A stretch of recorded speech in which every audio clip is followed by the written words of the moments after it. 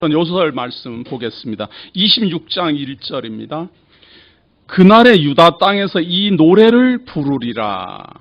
우리에게 견고한 성읍이 있으며 여호와께서 구원으로 성과 곽을 삼으시리로다. 오늘 제 10강입니다. 그런데 오늘 26장 그리고 27장 내용이 뭐라 그래야 될까요? 3분의 2 일에 대한 결론이라고 해야 될까요?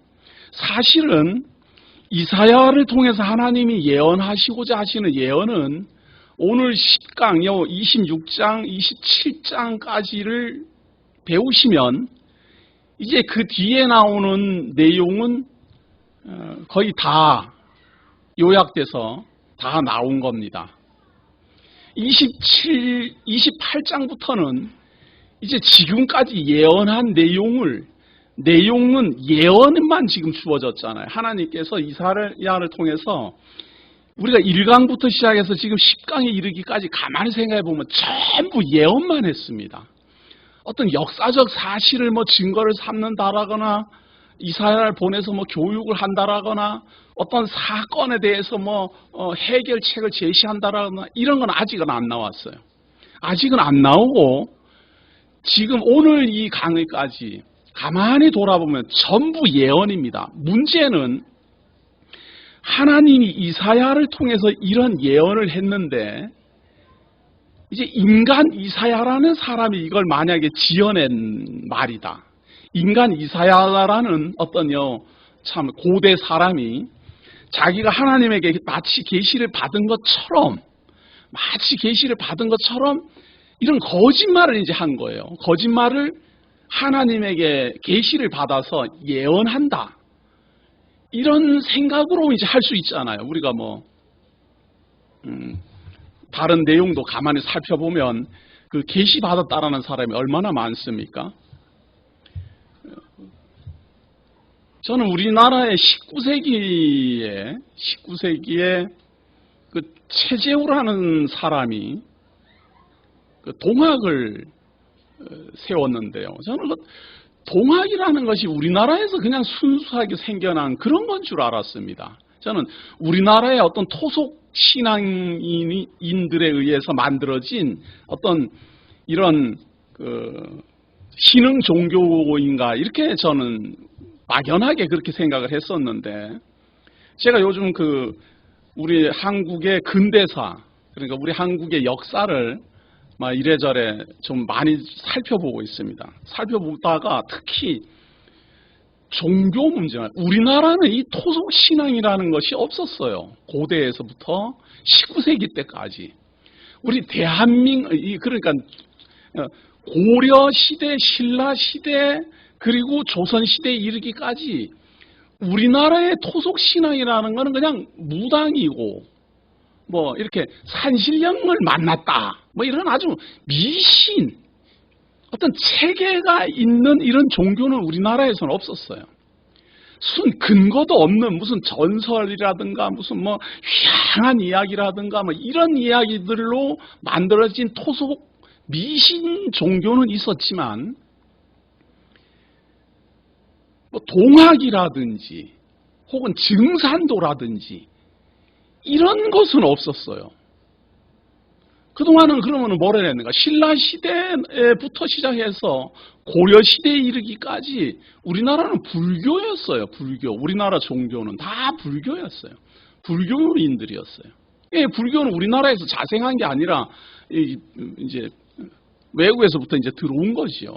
그래서 우리나라에서 이렇게 토속적으로 나타난 거는 언제 나타나는가 하면 조선 시대에는 이제 이거 또 불교를 억제했으니까 말이에요. 억제했으니까 또 이 종교가 발생하지 않고 유학이 이제 번창을 하는데 주자학이 번창을 했지만 이 조선이 끝나갈 무렵에 이제 한일 합방이 막 되고 할 이 19세기 무렵에 우리나라에는 그 최재우라는 사람에 의해서 동학이라는 게 만들어졌는데 저는 동학이라는 것이 그냥 어느 날 갑자기 최재우라는 사람이 신흥 종교를 이렇게 발표를 해서 만들어졌나 이랬더니 그게 아니고요.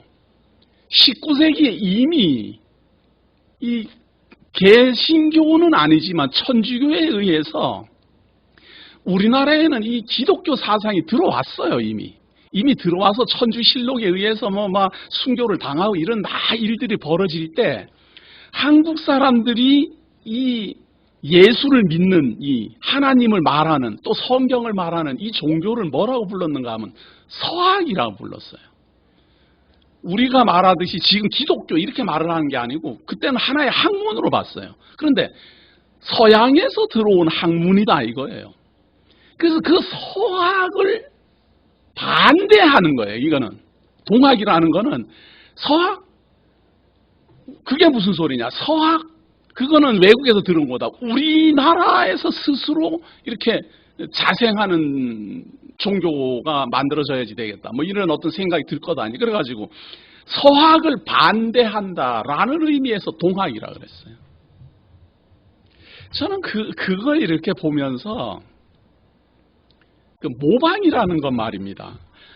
남의 것을 그대로 베껴서 쓰는 것도 모방이지만 남의 것을 보고 약간 틀어서 반대로 받아들일 거는 받아들이는데 그걸 그대로 받아들이지 않고 바꾸는 거예요. 자꾸만 개념을 바꾸는 거예요. 개념을 바꿔갖고 서학 나는 동학 이렇게 이제 바꿔나가는 거예요. 그 줄거리는 거의 같아요. 제가 볼 때는 그 논조가 그래요. 논조가. 그래서 제가 참 이거 한국의 역사라고 해갖고는 무시하지 말고 다 살펴봐야 되겠다. 제가 그런 생각이 들더라고요. 깜짝 놀랐어요, 저는. 그 내용을 보면서.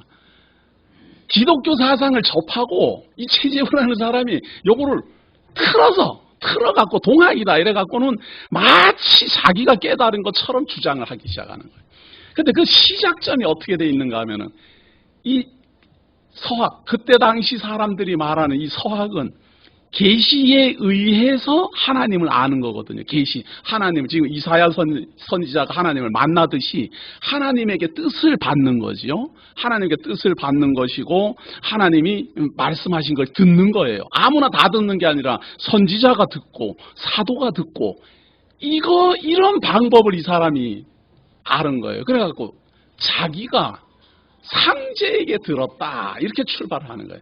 상제에게 계시를 받았다라고 출발을 하면서 이 기독교 사상에서 중요한 것들은 싹싹 바꿔갖고 말이죠. 저는 한문으로 막 다 써놨기 때문에는 나는 우리나라의 토술진흥인 줄 알았더니 한문으로 써놨다는 것뿐이지 서학을 모방해서 틀어놨어요. 그래서 제가 그 역사줄 이렇게 쫙 봤더니 증산도 대순 진리에 무슨 태극도 전부 그렇게 돼 있어요. 정말 깜짝 놀랐어요. 왜 우리나라에서 신흥 종교가 19세기 이후에 이렇게 번성했을까? 그게 조금 의아스럽더니 그 이유를 알았어요. 서학이 이제 들어오니까 그걸 모방해갖고 전부 제각각 만들어내는 거예요. 막 신흥 종교가. 그래서 19세기에 막 번성을 해갖고 그 줄기가 지금까지 이제 오고 있는 거예요. 증산도 교인들이나 대순진리의 교인들이나 무슨 천도교가 지금 이거 동학이거든요. 그 교인들은 다 순수 우리나라 토종신 그 종교라고 이렇게 주장들을 하지만 근본을 가만히 봤더니 이런 걸 뭐라 그래야 돼요? 모방 왜곡이라 그래야 됩니까? 뭐라 그래야 됩니까? 비겁해요. 비겁해요. 종교는 그렇게 하면 안 되는데.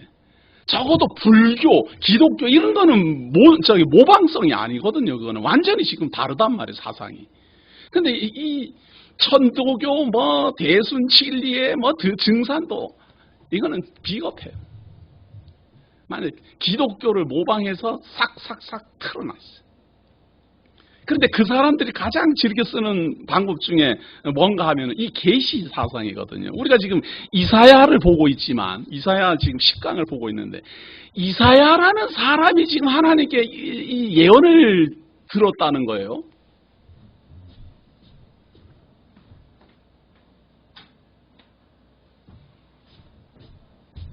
이사야라는 사람이 이제 하나님께 이제 계시를 받아가지고 이 이사야서를 기록했는데 이것이 이사야라는 사람이 개인적으로 마치 그 최재우처럼 자기가 이제 봤다라고 이제 거짓말하면서 이제 지어내서 막 말할 수도 있잖아요.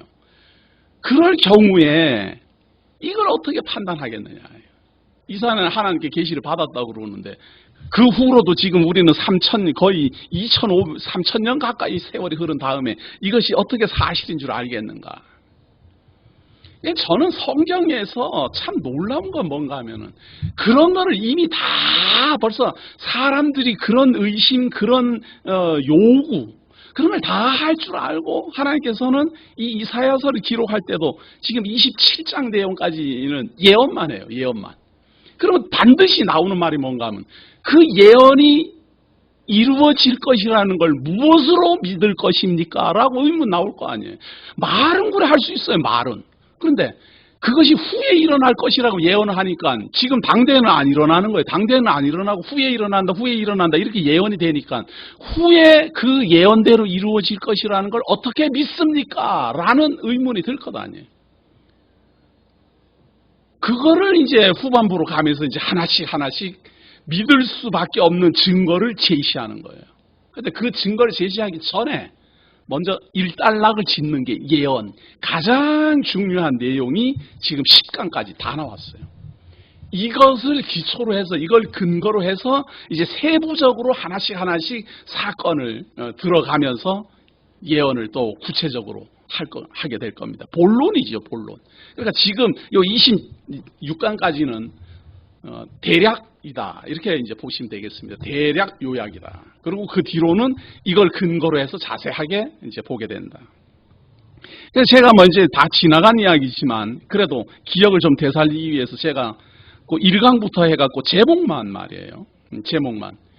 제가 1강에서는 이사야의 특징을 말씀드렸고 그 다음에 여호와의 싹을 예언하는 내용, 그 다음에 거룩한 씨를 예언하는 내용, 그리고 임마누엘을 예언하는 내용, 전부 예언이죠. 그리고 하나님의 구원을 예언하고 하나님의 통치를 예언하고 그리고 바벨론이 어떻게 될 것이다 예언하고 그리고 모압이나 구스나 뭐 다메섹이나 이집트나 이런 전 주변에 있는 뭐 자그마한 족속들이 어떻게 될 것인가 하는 예언.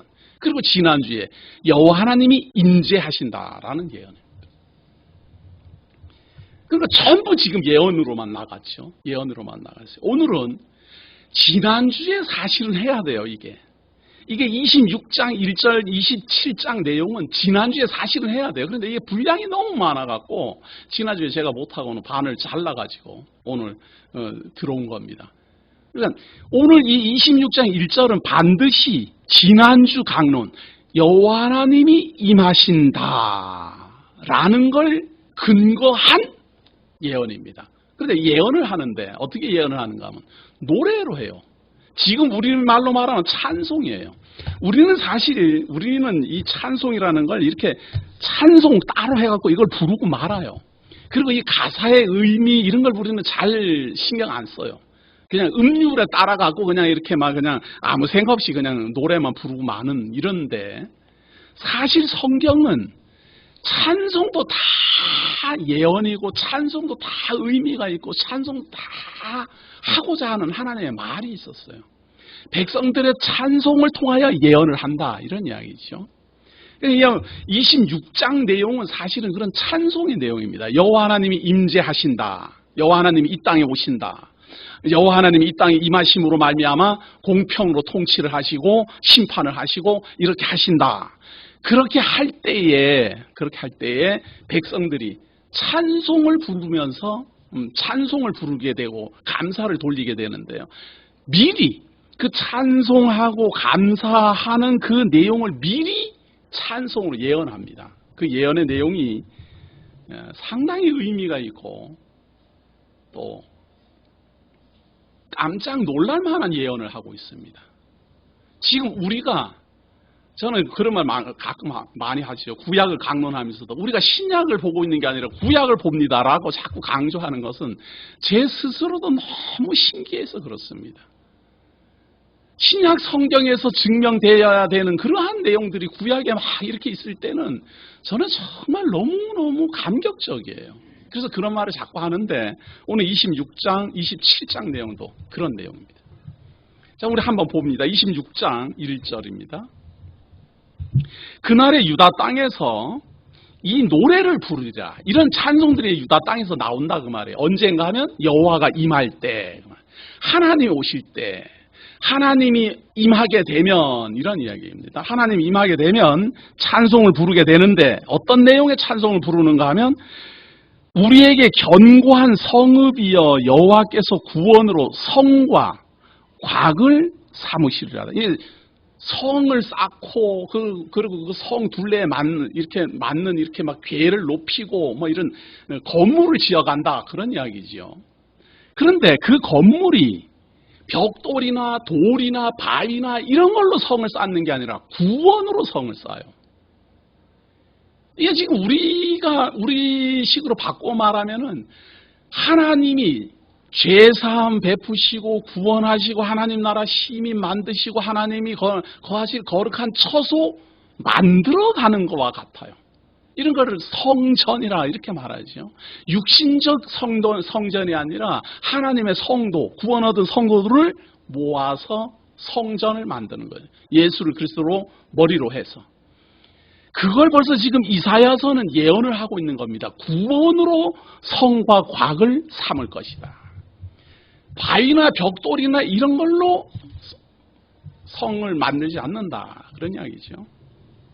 또 너희는 문들을 열고 신을 지키는 의로운 나라로 들어오게 할지어다. 신을 지키는, 하나님을 간직한 이런 사람들을, 그러한 나라를 들어오게 하라. 사실은 구약 백성들은 말이에요, 여호와 하나님을 믿으려고 오는 이방인들은 내쫓았습니다. 그래서 이방인의 뜰이라 그래가지고 제사 지낼 때도 그 안으로 못 들어오도록 일정 구역을 정해줬어요. 근데 지금 이사야 선지자는 문을 활짝 열고 하나님을 지키는 사람들을 영접해라 그 말이에요. 이스라엘 민족들아 이방인들이라고 자꾸 잘라내려고 하지 말고 영접해라. 그런데 언제? 하나님이 임재했을 때다 이 말이에요. 아무 때나 그런 일이 일어나는 게 아니고 하나님이 임재한다라고 앞에서 지난주에 예언을 했잖아요. 예언한 그대로 하나님이 임재하게 되면 구원으로 성과 곽을 쌓고 문을 열고 다른 나라 사람들을 받아들여라. 주께서 심지가 견고한 자를 평강으로 지키시리니 이는 그가 주를 의뢰함이니라. 심지, 심지라는 말이 우리가 요즘도 쓰는 말이죠. 딱 변함없는 사람, 딱 뭔가 이제 딱 확신이 딱 찼으면 그것이 변절하지 않는 사람. 그러니까 심지가 견고한 자를 평강으로 지키시리니.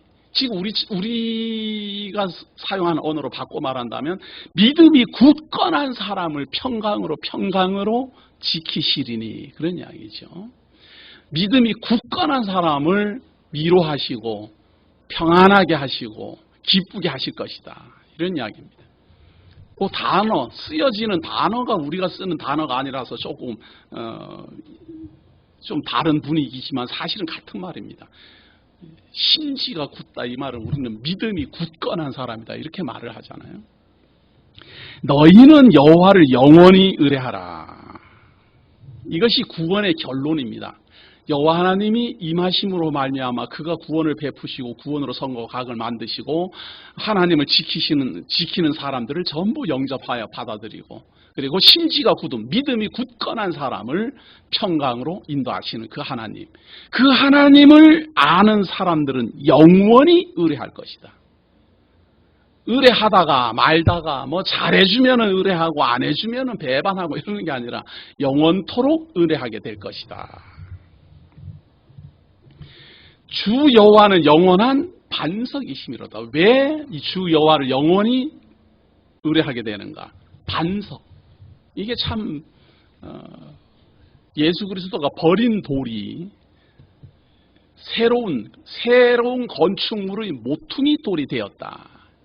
선지자와 사도들의 터 위에 이런 게 다 반석이거든요. 반석 위에 집 짓기 이런 말들이 전부 여호와 하나님을 의뢰하는 그러한 믿음의 근거지요. 사도와 선지자의 터 위에 있다 이 말은 하나님이 선지자를 보내시고 사도를 세우시고 그로 말미암아 교회가 세워지게 하셨다. 하나님을 의뢰함으로 말미암아 이루어지는 그러한 복음의 내용인데요. 이사야서는 벌써 그걸 예언하고 있어요. 이런 노래를 할 것이다, 그런 이야기죠. 우리는 그걸 하고 있잖아요. 다만 우리가 하고 있으면서도 모른다라는 것뿐이죠. 구약에 예언되어 있다라는 사실을 모르고 이제 그 말을 쓸 뿐이죠. 높은 데 거하는 자를 낮추시며 솟은 성을 헐어 땅에 엎으시되 진토에 미치게 하셨도다. 발이 그것을 밟으리니. 자, 이제 잘 나가는 사람들, 쉽게 말해서 높이 올라간 사람들, 잘 나가는 사람들이 다 무너져가고 진토에까지 낮아져요. 그리고 그게 발에 밟히는데 어떤 사람이 발을 밟는가 하면요, 6절 보세요. 발이 그것을 밟으리니 곧 빈궁한 자의 발과 곰핍한 자의 걸음걸이로다. 빈궁한 사람들이 잘 나가는 사람들을 밟는다 이 말이죠. 빈궁한 사람들이 오히려 잘 되고 잘 나가는 사람들이 오히려 시궁창에 처박힌다 이 말이에요. 언제? 하나님이 임하면 그 말이에요. 그래서 하나님이 임해가지고 죄 있는 자는 내게로 오라 이렇게 말한다 그 말이에요. 부자는 천국에 가는 것이 낙타가 바늘기로 들어가는 것보다 더 어렵다 그렇게 된다 그 말이에요. 백성들의 지도자는 독사의 자식이라는 말을 듣게 되고 해칠한 무덤이라는 말을 듣게 되고, 그런데 가난하고 빈궁한 사람들은 예수 그리스도로 말미암아 하나님의 성도라는 칭함을 잊게 되고 병이 낫고, 이 이사야서는 벌써 이걸 다 예언하고 있는 거예요. 빈궁한 사람은 오히려 그 잘 나가는 사람들을 밟게 될 것이다 이런 이야기죠. 8절 한번 보세요. 이뿐만 아닙니다. 지금 계속 그런 내용이 나와요. 8절 보여요. 여호와여 주의 심판하시는 길에서 우리가 주를 기다려 싸우며 주의 이름 곧 주의 기념 이름을 우리 영혼이 사모하나이다. 이거 우리는 말이에요. 하나님의 이름을 쉽게 부르잖아요. 하나님 아버지 주 예수 그리스도의 이름으로. 이게 구약 시대에는 함부로 부를 수가 없었어요. 제가 전에도 그런 말씀드렸어요. 여호와의 이름을 부를 때는 그 이름을 들으면은 여호와의 이름을 만홀히 여기는 게 되기 때문에 전부 귀를 틀어막았다니까요. 절대로 내 입을 통해 가지고 하나님이라는 그 칭호를 말하는 자체를 두려워했어요. 근데 이사야서는 벌써 이제 하나님의 이름을 부르게 될 것을 예언하고 있죠. 심판하는 길에서. 이거 한번 보세요. 이게 의미심장합니다. 8절 보세요. 여호와여 주의 심판하시는 길에서 우리가 주를 기다려 싸우며 주의 이름 곧 주의 기념 이름을 우리 영혼이 사모하나이다. 하나님이 심판을 하러 오시는데 그 길에서 하나님을 기다리고 있어요. 이걸 쉽게 말하면 무슨 말인가 하면요. 심판하면은 어떻게 되겠습니까? 죄 있는 사람은 벌을 받아고 지옥에 떨어지고 음부로 갇히고, 심판을 즐거워하는 사람이 없어요. 심판받는 걸 기다리는 사람이 없어요. 전부 심판이라는 것은 두려워하고 떨며 기다리지 않는 겁니다. 심판은 다 피하려고 그러지 누가 심판을 기다려요. 그런데 이사야는 예언하기를 심판하는 길에 서서 오히려 하나님의 이름을 부르면서 기다리고 있어요. 왜? 심판받으러 나오니까. 심판받으려고. 나는 주의 이름으로 심판받아 죄 사함 받고 싶습니다. 나는 죄 속에 태어나 죄 중에 살다가 죄 중에 죽어가는 죄인입니다. 나를 심판하시고 새로운 생명으로 구원하소서. 이런 의미심장한 말이죠. 사람은 본능적으로 심판한다 그러면 피하지, 심판받으려고 오는 사람이 없어요. 그런데 예수 그리스도가 왔을 때 가만히 보면은 소경들, 우리는 소경이니 뭐 문둥병자니 이런 사람들을 또 우리나라식으로 생각을 하지만 말이에요. 소경이라든가 뭐 벙어리라든가 병든 사람이라든가 문둥병자라든가 이런 사람들을 예수님 당시만 해도요 전부 저주받은 죄인으로 취급했어요. 죄가 죄인 중에 죄인이기 때문에 저 사람들이 저런 몹쓸 병에 걸렸다 이렇게 보는 거예요. 하나님의 저주를 받아서 저렇게 됐다 이거예요. 그래서 소경이라든지 문둥병자라든지 이런 사람들은 사람에게 나올 수가 없습니다. 나설 수가 없어요. 돌을 막 던져서 죽여도 할 말이 없어요. 하소연도 못해요. 그런데 예수님 나타났을 때 다윗의 자손이야 그러면서 부르면서 따라온다 이 말이에요. 겁도 없이. 죄인 중에 죄인이 예수님이야 예수님이야 이러고 따라온다 그 말이에요. 그런데 이사야서는 벌써 그런 걸 예언을 하고 있어요. 심판하는 길에서 주의 이름으로 그를 기다리고 있고 찬송하고 사모하고 밤에 내 영혼이 주를 사모하여 싸운즉 내 중심이 주를 간절히 구하오리니 이는 주께서 땅에서 심판하시는 때에 세계의 거민이 의를 배움이니이다. 왜 이렇게 막 달려 나오는가 하면은 하나님이 심판을 하실 때 하나님의 의도 배워요. 칭의, 의롭다 하시는 것도 배우기 때문에 심판의 길에 겁도 없이 막 나서는 거예요. 그러시 그리스도시여 당신이면 내 병을 고칠 수 있나이다. 겁도 없이 막 나서는 거예요. 겁도 없이 예수님 옷을 막 만지는 거예요. 왜? 의가 있다라는 걸 아니까. 심판하러 오시는 그 하나님께서는 빈궁하고 나약하고 병들고 하나님 앞에서 정말 부끄러운 사람은 의로 말미암아 더딥혀 주실 것이라는, 메시아가 오면은 눈을 뜨게 되고 절름발이가 일어서고 문둥병이 병이 낫는다라는 의가 있다라는 걸 알기 때문에 하나님이 심판하러 오셨는데도 불구하고 막 달려 나온다. 피해 다니는 사람들 누군가? 부자들, 지도자들, 종교 지도자들, 이런 사람들은 예수님이 싫어하고 피해 다니고 막 어떻게 하면 죽일까 궁리하고 말이죠.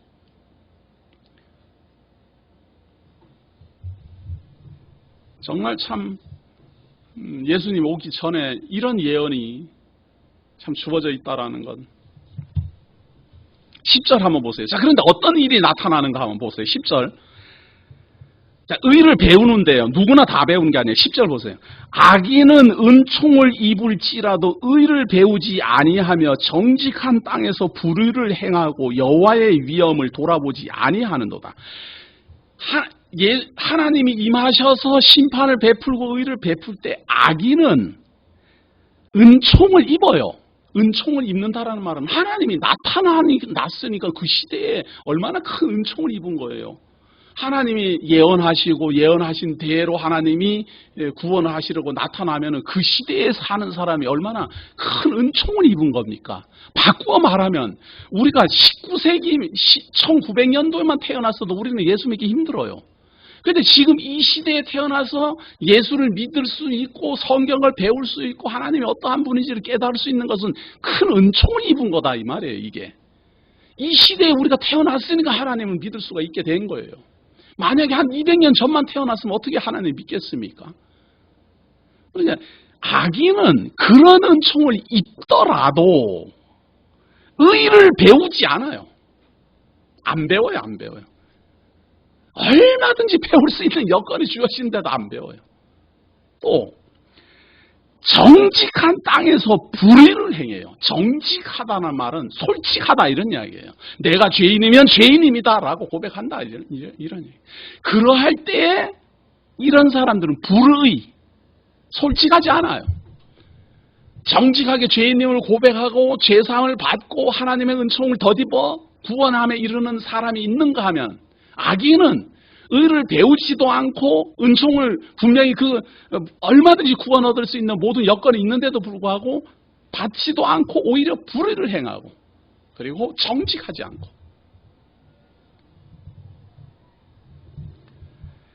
11절 봅니다. 여호와여 주의 손이 높이 들릴지라도 그들이 보지 아니하나이다마는 백성을 위하시는 주의 열성을 보면 부끄러워할 것이라 불이 주의 대적을 사르리이다. 여호와 하나님이 손을 높이 들고 모든 사람이 볼 수 있도록 내가 나타났다 하고 보여준다 그 말이에요. 골고다 언덕에서 손을 높이 들고 내가 하나님의 아들인데 너희들을 위하여 죽는다 하고 다 보여줘요. 그렇게 조롱을 하고 비웃고 전부 다 야단을 치는데도 불구하고 하나님의 열심은 다 보여줘요. 당신이 약속한 거 다 이루어야 되니까. 중요한 건 불의한 사람들이 악인들이 그걸 비웃고 조롱한다는 것뿐이에요. 하나님은 하나님 하실 일 다 해요. 그런데 믿을 사람은 믿고 안 믿을 사람은 안 믿고, 지금 우리가 사는 삶을 가만히 봐도 똑같지 않습니까? 똑같이 믿을 수 있는 환경, 여건, 모든 조건 다 주어져도 안 믿는 사람은 안 믿어요.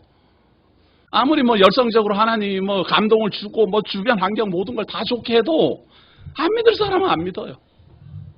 참 못 말리겠어요. 아주 정말이지. 제 생각 같으면 누구나 다 믿을 것 같은데, 이렇게만 가르치면 누구나 참 정말로 진실된 성도로 저는 자랄 것 같았는데, 저는 사실 그랬습니다. 처음에 말씀 많이 연구하고 배울 때요, 정확한 정도, 정말 성경대로만 잘 가르치면 누구라도 믿고 누구라도 감사하고 누구라도 열심히 하나님의 성도로 참 살 줄 알았어요. 이제 포기한 지 오래됐어요. 저 포기한 지 오래됐어요. 그렇지가 않아요. 성경도 아주 예언하고 있어요. 하나님이 직접 나타나서 그렇게 해도 악인은 안 듣는다는데요. 하나님이 직접 보여줘도 안 한다는데요. 할 사람만 하는 거죠. 12절 보세요. 여호와여 주께서 우리를 위하여 평강을 베푸시오리니 주께서 우리 모든 일을 우리를 위하여 이루심이니이다. 하나님이 이루어내신다. 하나님이 오시고 하나님이 의를 베풀고 하나님이 구원자로서 죽으시고 희생양으로 죽으시고, 여호와는 우리 하나님이시여 주의 다른 주들이 우리를 관할하여 싸우나 우리가 주만 의뢰하고 주의 이름을 부르리이다. 제가 인터넷을 뒤져서 막 이렇게 하다 보니까 우리 기독교가 말이에요, 유일신을 믿잖아요. 유일신을 믿는다라는 게 신은 오직 하나님만 있고 다른 신은 없다, 이 말인 줄로 알더만요. 많은 사람들이. 우리가 하나님은 유일신이라 이렇게 하는 말은 다른 신들이 없다라는 말이 아니고 하나님만, 오직 여호와 하나님만 참 신이시고 다른 잡신들이다 이 말이에요. 다른 것들은 다 잡신들, 피조신, 이방신 혹은 미신, 신이 없다라는 게 아니에요. 기독교가 유일신, 이 말은 많은 신들 중에서 하나님만 오직 유일하신 전능자시고 오직 유일하신 영원한 하나님이다 그 말이에요. 오직 그분을 통해서만 구원이 이루어지고 그분을 통해서만 심판이 행해지며 그분을 통해서만 이 세상이 다, 모든 신들도 다 심판의 대상이에요. 우리 기독교는 그 말을 하고 있는데, 저는 참 그래도 좀 많이 배운 사람이 그렇게 말을 하니까 제가 그걸 들으면서 다 그렇게 생각하나? 하고 제가 의아하더라고요. 우리가 다신론을 부정하잖아요. 다원주의를 부정하고 유일신 사상을 이렇게 하니까 다른 신은 없다 이렇게 주장하는 줄 아는가 봐요. 없다라는 게 아니라 참신이 아니다 그 말이에요.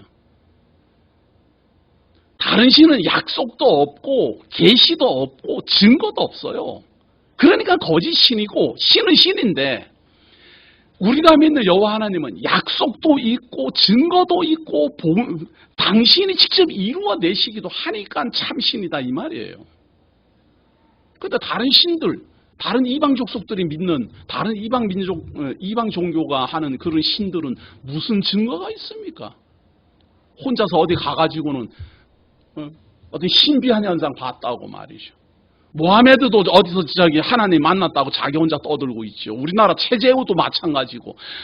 제가 그거 이래보면서 우리나라 토속 신앙인들 봤더니 하나같이 상제 스스로 만났고, 어떤 놈은 지가 상제라 그러더구만요. 또 참 난리예요, 난리. 아무 증거도 없이. 없다라는 말이 아니라 있지만 거짓신이다 이런 이야기예요. 거짓. 미신이고. 자, 14절 보세요. 13절 봐야 되겠네. 여호와 우리 하나님이시여 우리 주 외에 다른 주들이 우리를 관할하였으나 우리가 주만 의뢰하고 주의 이름을 부르리이다. 그들은 죽었은즉 다시 살지 못하겠고 사망하였은즉 일어나지 못할 것이니 이는 주께서 벌하여 멸하사 그 모든 기억을 멸절하셨음이니이다. 여호와여 주께서 이 나라를 더 크게 하셨고 이 나라를 더 크게 하셨나이다. 스스로 영광을 얻으시고 이 땅의 모든 경계를 확장하셨나이다. 하나님이 모든 신들을 다 멸하시고 모든 신들도 다 심판하시고 하나님의 나라를 확장, 국정이 없어요. 그래서 유다와 사마리아와 땅끝까지 이르러 하나님의 나라는 경계선이 없어요. 땅끝까지 다 내 나라다 이 말 아니에요. 하나님이 임하시면 이렇다 그 말. 하나님이 임하시면 경계선이 없고 모든 나라가 다 하나님 나라가 되는 거예요. 그렇게 하실 것이다. 경계를 확장하셨나이다. 노래로서 지금 예언을 하고 있는 겁니다. 여호와여 백성이 환난 중에 주를 앙모하여 싸우며 주의 징벌이 그들에게 임할 때에 그들이 간절히 주께 기도하였나이다. 이 기도 내용 잘 보세요. 이거 정말 중요합니다. 놀라운 기도를 한다라고 예언을 하고 있어요. 하나님이 임하시고 그 하나님의 징벌이 임할 때, 하나님의 징벌이 임할 때 하나님을 앙망하고 하나님을 기다리고 하나님을 믿는, 하나님을 경외하는 이런 성도들은 다음과 같은 기도를 합니다. 어떤 기도? 17절 보세요. 여호와여 잉태한 여인이 산기가 임박하여 구루하여 하며 부르짖은 같이 우리가 주의 앞에 이러하니이다. 이제 때가 됐다 그 말이죠. 때가 돼서 곧 아이가 태어나려고 그러면 막 산기에 진통이 오고 막 이러는 것처럼 이제 하나님의 나라가 확장이 되고 하나님의 심판이 진행되고 종말이 가까이 올 것 같으면 하나님의 성도들이 이제 때가 됐다라는 걸 깨닫게 되는 거예요. 깨달으면서 기도를 하는데 우리가 잉태하고 고통하였을지라도 낳은 것은 바람 같아서 땅에 구원을 베풀지 못하였고 세계의 거민을 생산치 못하였나이다. 먼저 나오는 게 뭔가 하면 우리가 무엇인가 한다라고 다 했지만 사실은 구원도 못했고 잉태하고 고통했을지라도 아무것도 얻은 게 없다 그 말이에요. 다 지나가는 바람 같은 그런 것들이다. 바꿔 말하면 문명을 발달시키고 과학을 일구어내고 뭔 연구를 하고 뭔가 유토피아를 만들어내려고 사람들이 야단 법석을 쳤지만 이게 다 바람같이 다 돼버리고 결국은 허무한 게 돼버린다 그 말이에요. 결국은 다 허무하게 돼버리는데 19절 주의 죽은 자들은 살아나고 우리의 시체들은 일어나리이다. 이게 지금 무슨 말이에요? 하나님의 죽은 자들은 살아나고 우리의 시체들은 일어납니다. 그거예요. 우리가 그동안 뭘 한다고 뭐 잉태를 하고 뭐 문명을 발달시키고 과학을 발달시키고 잘 먹고 잘 살자 야단 법석하고 다 했는데 이건 다 헛수고가 되고 하나님의 백성들은 죽은 자 가운데서 살아나는 부활의 역사가 일어난다. 지금 이거 이사야가 이거 예수 그리스도 오기 전에 700년 전의 예언인데 말이에요. 벌써 부활을 예언하고 있어요. 언제? 하나님이 임하시고 하나님의 나라가 확장되기 시작하면 하나님의 심판이 진행되기 시작하면 종말이 시작되면 죽은 자가 살아난다. 그것도 주의 죽은 자들이에요. 티끌에 거하는 자들아 너희는 깨어 노래하라. 주의 이슬은 빛난 이슬이니 땅이 죽은 자를 내어놓으리라. 땅이 죽은 사람을 다 내어놔서 사망의 부활로 생명의 부활로 다 일어날 것이다. 이 하나님께서 임하심으로 말미암아 이루어질 초림도 예언했지만 그 초림 한때로부터 하나님의 나라가 전 세계로 확장되면서 발생하는 사건 중에 가장 큰 표적적 사건이 바로 이 부활의 사건이에요. 죽은 자가 일어날 것이다. 만약에 이사야가 거짓말했으면 말이에요. 이사야가 이거 거짓말로 자기가 생각해가지고는 어디서 내가 하나님이라는 분을 만났는데 그분이 이러더라 그러고 자기가 거짓말로 구라로 말이죠. 이걸 기록을 했다 그러면 죽은 자가 부활한다라는 이러한 표적은 일어나지 않아요. 역사 이래로 죽은 자가 살아났다라는 예는 없기 때문에. 근데 죽은 자를 살리시는 예수 그리스도의 표적, 나중에는 예수 그리스도가 십자가에 죽은 자 가운데서 살아나는 표적, 부활하고 승천하시는 표적, 그리고 장차 임하심으로 말미암아 생명의 부활로, 사망의 부활로 우리가, 그리고 백보자 심판 앞에서 모두 다 부활할 것이다. 그래 이 이사야는 말이에요. 여기서 죽은 자들이 살아난다 하고 그 구체적인 내용을 많이 말을 안 하지만 주의 사람들이 부활할 것이다 라는 예언이에요. 신약에서는 이걸 구체적으로 다 설명을 하는 것뿐이에요. 새하늘과 새 땅으로, 그리고 생명의 부활로, 사망의 부활로, 백보자 심판 앞에서 이렇게 사건별로 더 자세하게 설명하는 것이고, 이사야서는 대략 죽은 자들이 부활한다, 그거 아니에요.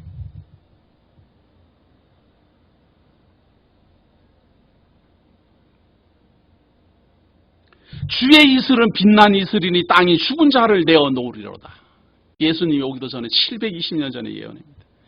내 백성이 갈지어다 내 밀실에 들어가서 내 문을 닫고 분노가 지나기까지 잠깐 숨을 지어다. 자, 그런데 이것이 단번에 끝나는 게 아니에요. 하나님의 백성들은 밀실에 들어가서 잠깐 숨어 있어라, 그 말이에요. 때가 돼야 돼요, 때가. 이 부활이 일어나고 막 심판이 진행되고 하는 것은 한 번에 다 이루어질 게 아니에요. 숨을 때도 있고 드러날 때도 있어요. 밀실에 들어가 숨어 있어라. 저는 이런 걸 보면서 깜짝 놀라겠어요. 예수 그리스도가 오시고 그분을 믿음으로 말미암아 구원에 이르고 곧바로 낙원으로 가고 뭐 하나님 나라를 입성하고 그러는 게 아니라, 예수 그리스도 오고 난 다음에 얼마나 많은 핍박과 환난 속에서 많은 사람들이 죽어갔습니까? 피해야 되고 도망 다녀야 되고. 잠깐 피하라 그랬는데 뭐 2000년 동안이나 피합니까? 그 당사자는 잠깐 피하지요. 일생을 살면서 뭐 몇십 년 피해 다니다가 뭐 죽고 그러는 거 아니에요? 보라, 여호와께서 그 처소에서 나오사 땅의 거민의 죄악을 벌하실 것이라. 땅이 그 위에 잦았던 피를 드러내고 그 살해당한 자를 다시는 가리우지 아니하리라. 잠깐 좀 쉬어 있어라. 최후 심판이 일어난다, 그 말이에요. 여호와 하나님께서 모든 걸 다 드러낸다. 이걸 요한계시록은 백보자 심판이라 그래요. 바다에서 죽은 자나 땅에서 죽은 자나 모든 죽은 자들을 내어놓고 그러잖아요. 그러니까 참 요한계시록하고 지금 이거 이사야서를 아주 의미 있게 지금 연결해서 생각해야 됩니다. 여호와 하나님께서 나타날 것을 이사야 선지자가 벌써 720년째를 예언하고 있습니다. 그 예언만 있는 게 아니에요. 27장 1절 보세요. 그날에 여호와 하나님께서 모든 것을 심판하시는 그날에 여호와께서 그 견고하고 크고 강한 칼로 날렘 뱀 리워야단, 곧 꼬불꼬불한 뱀 리워야단을 벌하시며 바다에 있는 용을 죽이시리라. 사단의 권세를 완전히 멸절해버리겠다, 이런 이야기. 하나님 심판을 하시고 주의 백성들은 부활을 하고 악한 자는 심판을 받고 사단은 징벌을 받아 심판을 받아 죽게 될 것이다.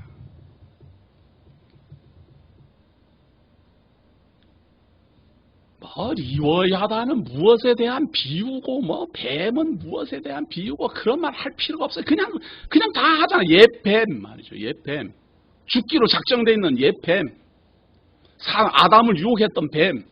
요한계시록으로 말하는 옛뱀, 용.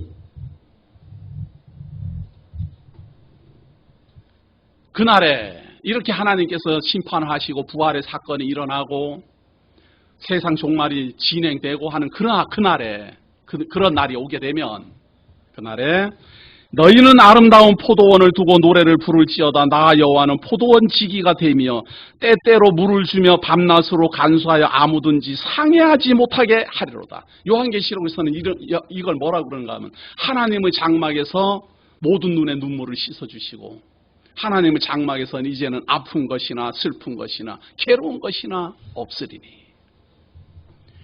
이 이사야도 그걸 지금 예언하고 있는 거예요.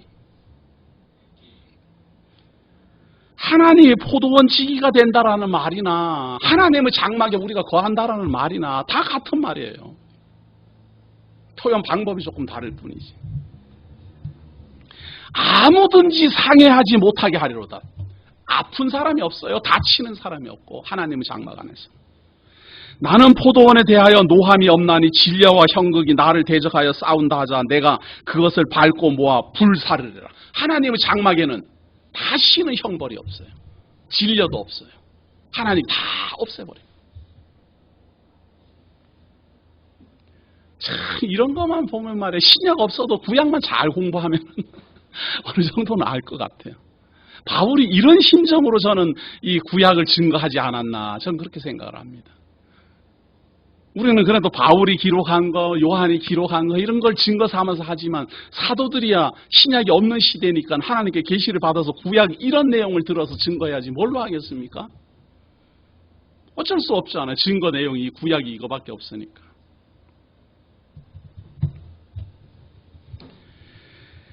그리하지 아니할 것 같으면 나의 힘을 의지하고 나의 화친하며 나로 더불어 화친할 것이니라. 후일에는 야곱의 뿌리가 박히며 이스라엘의 움이 돋고 꽃이 필 것이라. 그들이 그 결실로 지면에 채우리라. 후일에는 이스라엘이 회복되고 이방인이 하나님 앞에서 부활을 하고 하나님의 나라가 이루어지고 이런 일들이 발생할 것을 예언합니다. 언제라고 못을 박지는 않지만 반드시 하나님이 이루신다. 주께서 그 백성을 치셨은들 그 백성을 친 자들을 치신가 같았겠으며 백성이 살육을 당하였은들 백성을 도륙한 자의 살육을 당한가 같았겠느냐. 이스라엘 백성들이 하나님의 선민이에요. 그들을 하나님이 징계에 놓이고 저주 아래 있게 하고 그들을 멀리 내쫓고 다 했다 하더라도 그래도 선민이다 그 말이에요. 이방 민족하고는 다르다. 아예 하나님의 약속이 없는 이방 민족하고는 다르다. 이스라엘에 대한 지금 이 확실한 구원에 대한 약속입니다. 이게 왜 중요한가 하면 이스라엘의 구원 다음이 이방인의 구원이기 때문에 그렇습니다. 이스라엘의 구원의 복음이 전파되기 때문에 예루살렘과 유다와 그리고 사마리아와 땅끝이에요. 그러니까 이게 얼마나 이 기준점이 중요합니까? 이스라엘부터 구원이 시작되는 거죠. 주께서 백성을 적당하게 견책하사 쫓아내실 때에 동풍 부는 날에 폭풍으로 그들을 옮기셨느니라. 동풍 부는 날에 폭풍으로. 동풍이 불어오는데 하나님이 사실은 폭풍이 불게 해갖고는 딱 보냈다 그 말이에요. 그러니까 이스라엘 백성들은 사실은 저주 가운데 있었는 줄 알지만 만약에 그러지 않으면 더 힘든 일을 당한다. 더 힘든 일. 이스라엘 백성들이 우리가 생각할 때는 저도 그런 증거 많이 하잖아요. 성경에 말씀한 대로 예루살렘이 다 무너지고 전 세계 각지로 다 흩어졌어요. 만약에 말이에요.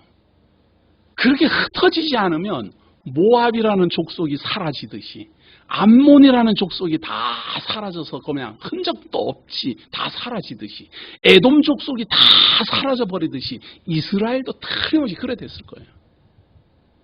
그런데 이스라엘 백성들은 세계 각국에 막 흩어져 있으니까 나라도 없이 돌아다녔는데 이스라엘이라는 민족은 어느 쪽에서 다 전멸을 당해도 다 전멸을 시킬 수가 없는 거예요. 온 세계에 흩어져 있으니까 뭐. 크게 보면 그렇다 그 말이에요.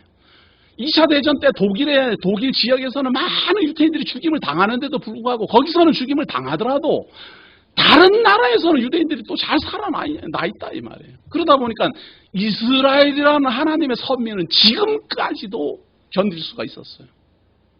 그러나 다른 이방 민족들은 뭐 흔적도 없이 다 사라져버려서 아예 민족 자체가 없어요. 그냥 지금은 완전 잡동산입니다. 잡동산이다가 보니까 정말 뭐라 그래 어이없는 일이 발생했어요.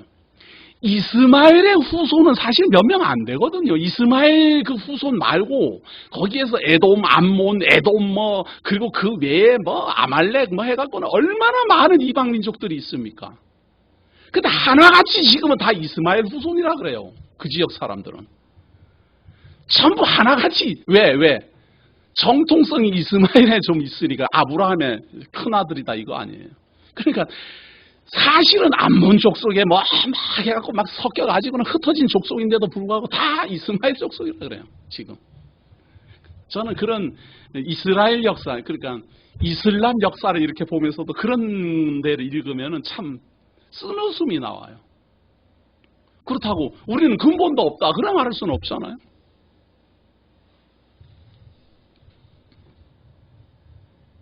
자, 9절입니다. 야곱의 불의가 속함을 얻으며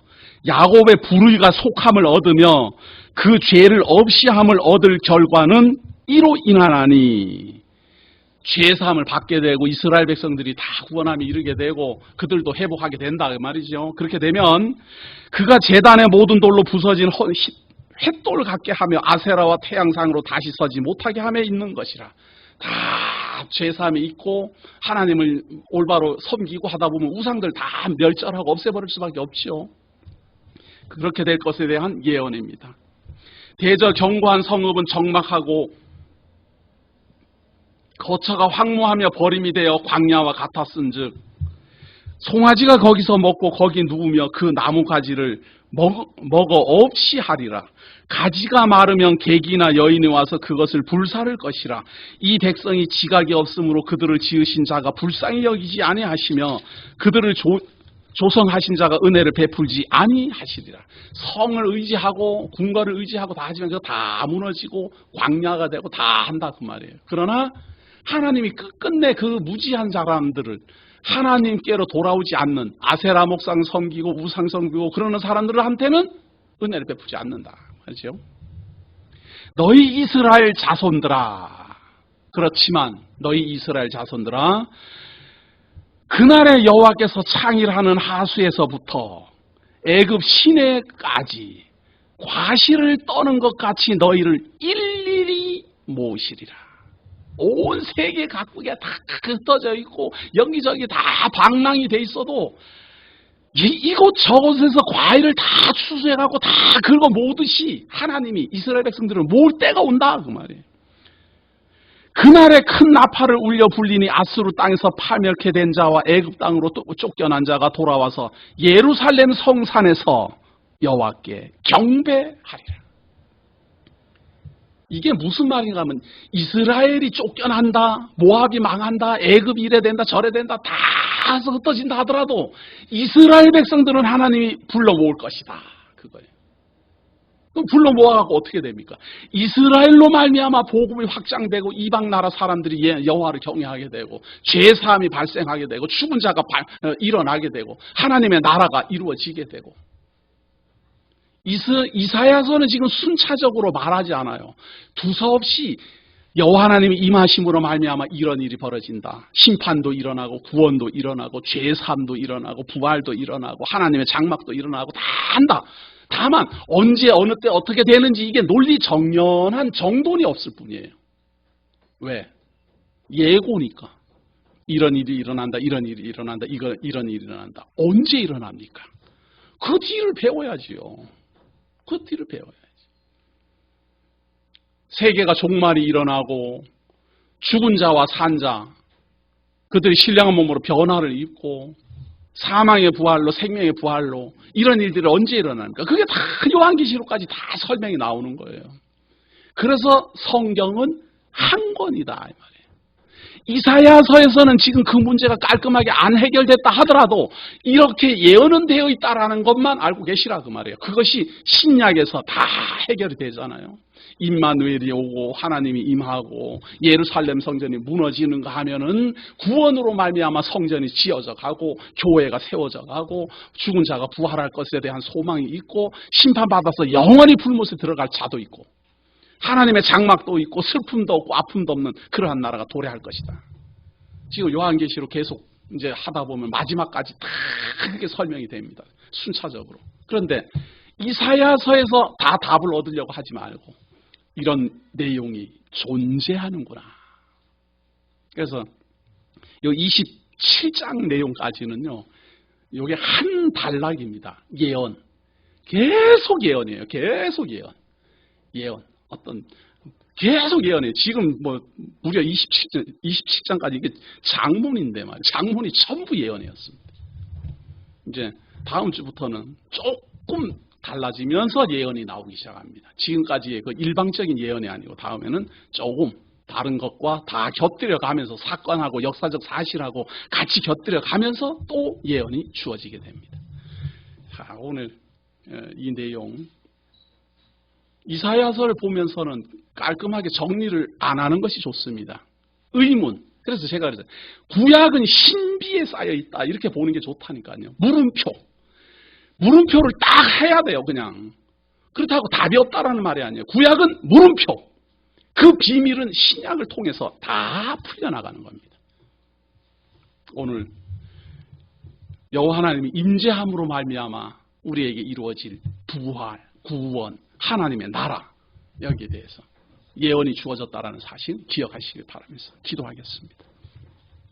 하나님께서 우리를 사랑하셔서 이 귀하신 하나님의 비밀의 복음을 우리가 알고 듣고 배우게 하시니 고맙습니다.